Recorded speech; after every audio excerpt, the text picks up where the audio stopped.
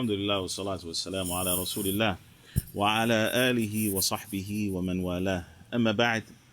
The beginning of Ramadan, it is very important for us to identify the objective of fasting. Like we do at the beginning of any other task in our lives, we want to know, why exactly am I doing this? The quick answer to that question is that Allah subhanahu wa ta'ala has commanded us to do so. And as believers, we say, sami'na wa ta'na. We hear and we obey. We do as Allah subhanahu wa ta'ala commands us. But Allah Azza wa Jal has also clarified for us the wisdom behind fasting. What is it that we are supposed to get out of fasting? Is it starvation? Is it thirst? No. Allah subhanahu wa ta'ala says, لَعَلَّكُمْ تَتَّقُونَ, so that you attain taqwa. So ultimately, the objective of our fast is to attain taqwa. However, this remains a very abstract concept for most people. We're not clear, did I get taqwa? How do I measure that? So there are certain things that we should be doing and other things that we should be avoiding so that we attain taqwa. And that is by definition, because a taqwa is linguistically from al-wiqaya. And so what it means, which is a shield or prevention, and what it means is that we're putting a barrier between ourselves and the displeasure of Allah subhanahu wa ta'ala. We don't want to do anything that would subject ourselves to His anger or to His punishment.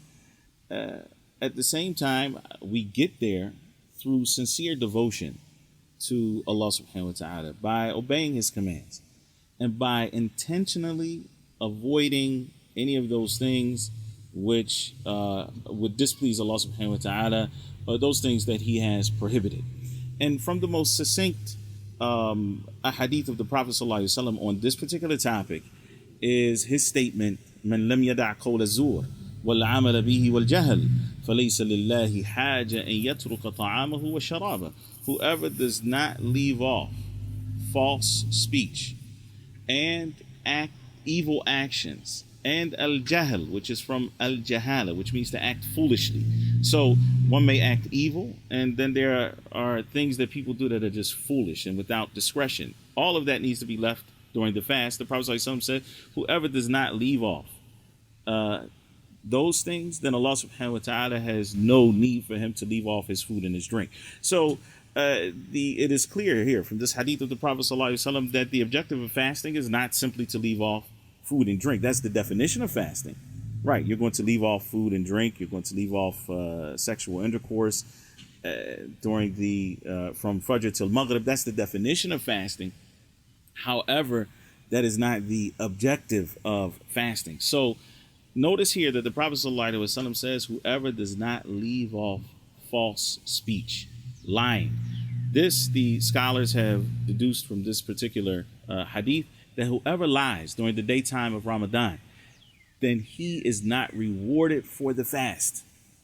Ibn Battal, rahimahullah ta'ala, mentions this in his explanation of Sahih Bukhari, which is an interesting fact, because the Prophet alayhi salatu wasalam, in another hadith, he mentions that Allah subhanahu wa ta'ala says that all of the deeds of the son of Adam are multiplied 10 to 700 times, except for fasting. فَإِنَّهُ لِي وَأَنَا أَجْزِي بِهِ.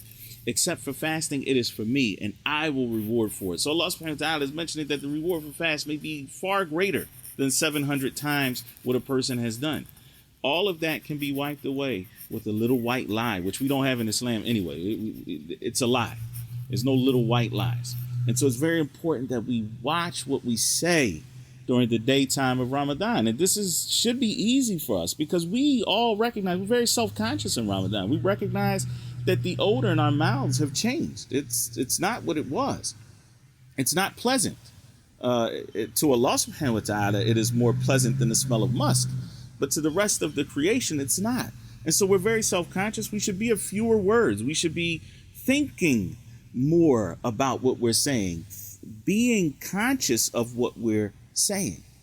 And this is, in fact, subhanAllah, indicative of taqwa. Because one of the ways that taqwa is often translated is God consciousness.